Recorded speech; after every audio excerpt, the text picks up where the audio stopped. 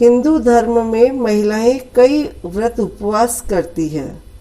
जिस भगवान का व्रत उपवास किया जाता है उनकी पूजा की जाती है और उनकी कथा पढ़ी जाती है।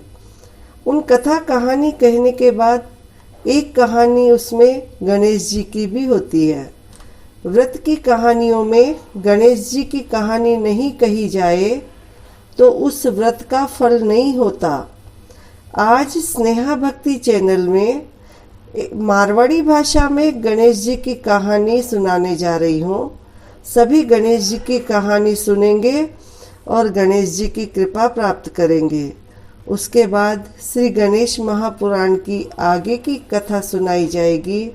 सभी गणेश जी की कहानी सुनते हुए गणेश महापुराण का आनंद लेंगे। जय श्री गणेश। गणेश जी की कहानी। गणेश जी महाराज एक सेठ जी के खेत में से निकल रहा था तो 12 दाना नाज का तोड़ लिया। पीछे गणेश जी के मन में विचार हो गयो कि मैं तो सेठ जी की चोरी कर ली। गणेश जी सेठ जी के 12 बरस की नौकरी पर लग गया। एक दिन सेठानी निमट कर राख से हाथ धोने लगी तो गणेश जी सेठानी को हाथ मरोड़ के राख खोस ली और माटी से हाथ धोआ दिया। सेठानी सेठ जी ने बोली कि इसियो के नौकर राख्यो है जिको नौकर की जात होकर मेरो हाथ मरोड़ दियो। सेठ जी गणेशिया ने बुलाकर पूछा कि तू सेठानी को हाथ क्यों मरोड़ियो।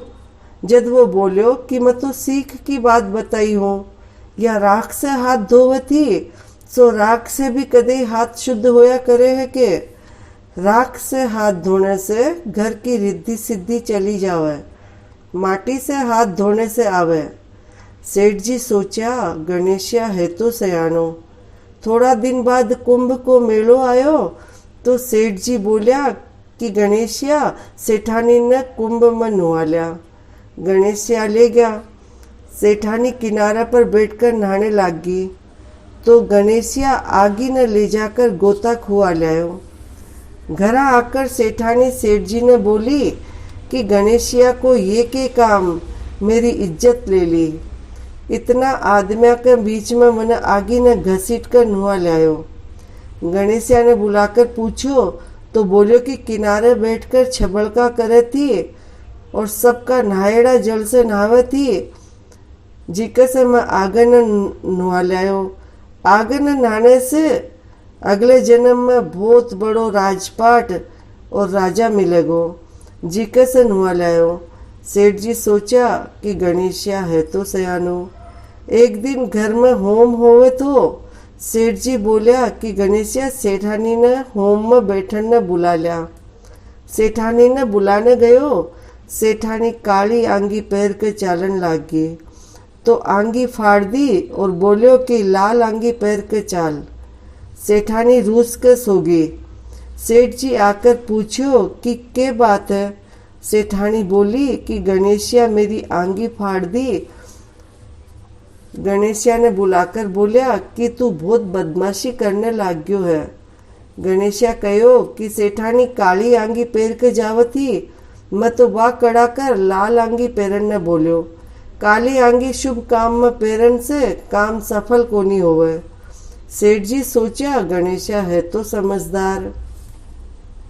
एक दिन सेठ जी पूजा करने लग गया तो पंडित बोलियो कि मैं तो गणेश जी की मूर्ति लानो भूल गयो।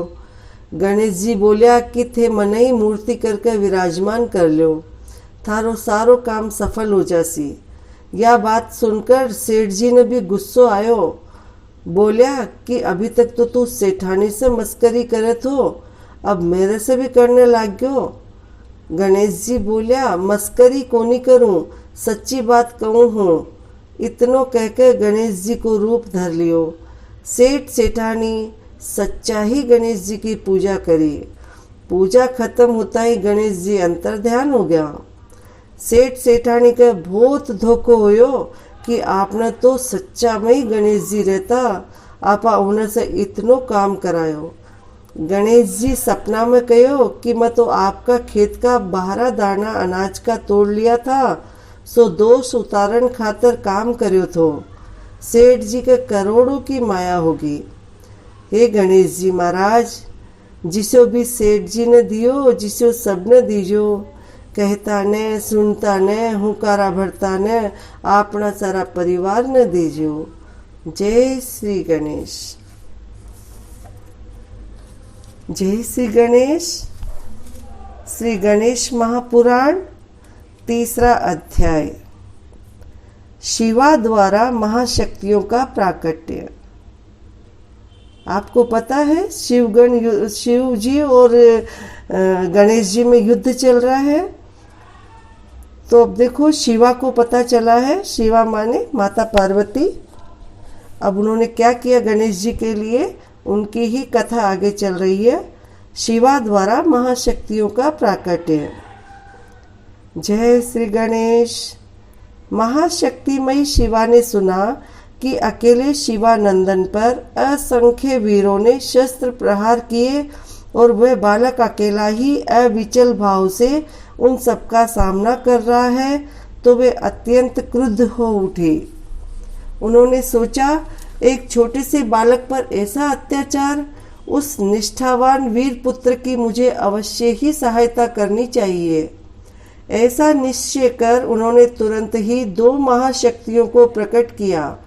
उनमें से एक काजल के पर्वत जैसी विशालकाय, भयंकर एवं खुले हुए मुख बिबर वाली तथा दूसरी विद्युत के समान जाज्वल्यमयी थी। उनकी अनेक भुजाएं थी। शिवा ने उन्हें आज्ञा दी, जाओ द्वार पर गणेश की सहायता करो। महाशक्तियां चल पड़ी। उस समय तक देवगणादि पुनः संगठित होकर पुनः आ डटे थे। ये देखकर दोनों शक्तियां सक्रिय हो गई तथा प्रथम शक्ति देवगण आदि द्वारा छोड़े गए आयुधों को अपने मुख में लेती और फिर उन सब पर भीषण अस्त्रों की वर्षा करने लगती। दूसरी शक्ति विपक्षियों पर प्रहार करती हुई उन्हें भयंकर यातना देती हुई त्रस्त करती। इस प्रकार दोनों महाशक्तियां अपने अमोघ प्रहारों और भयंकर कर्मों से अद्भुत लीला करने लगी, किंतु वे देवियां कभी प्रत्यक्ष और कभी अप्रत्यक्ष रहीं तथा पार्वती नंदन ने निरंतर अकेले रहकर ही विपक्ष की असंख्य सेना को रोंद डाला। जैसे मंदराचल द्वारा समुद्र का मंथन किया था, वैसे ही अकेले शिवा पुत्र ने शिव जी की दुस्तर विशाल सेना का मंथन कर डाला। अकेले बालक के हाथ से इंद्रादि सब देवगण एवं शिवगण क्षत विक्षत एवं अत्यंत व्याकुल हो गए और परस्पर विचार करने लगे। कहो क्या करना चाहिए, किधर जाएं?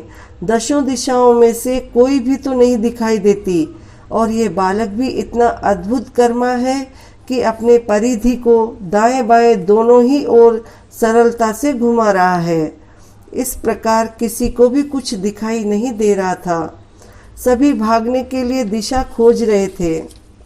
उस समय नारद आदि ऋषिगण तथा अप्सराएं आदि अपने हाथों में पुष्प और चंदन लिए हुए उस अत्यंत भयंकर युद्ध को देख रहे थे। वे सब भी आश्चर्यचकित थे कि ऐसा युद्ध कभी नहीं देखा। शिवा पुत्र के समक्ष विपक्षी सेनाएं अब अधिक टिक न सकी।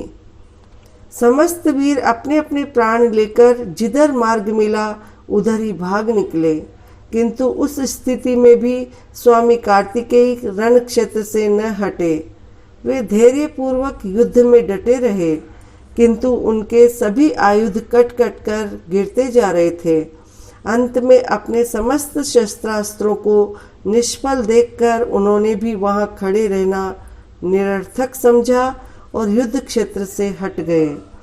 सभी आहत एवं भयभीत देवगण आदि भगवान नीलकंठ की शरण में पहुँचे और उनके चरणों में दंडवत प्रणाम करते हुए बोले, त्रिलोचन सर्पभूषण रक्षा कीजिए। अब तक अनेकानेक युद्ध हमने देखे, किंतु ऐसा तो कहीं देखा न सुना कि अकेला बालक ही असंख्य देवगणों प्रमथों और शिवगणों को पराजित कर दें। उसके महान पराक्रम की तो था ही नहीं है। अब आप ही कोई उपाय कीजिए जिससे उन पर विजय प्राप्त की जा सके। बोलिए श्री गणेश भगवान की जय। भक्तों, आज तीसरे अध्याय की ये पहली कथा यहीं पर संपूर्ण होती है। आगे की कथा अगले एपिसोड में प्रस्तुति दी जाएगी। जब तक जय श्री गणेश, जय जय गणेश। भगवान गणेश जी सभी की रक्षा करे, निरोग रखे, स्वस्थ रखे और सुखमय रखे। जय श्री गणेश, जय जय गणेश। जय श्री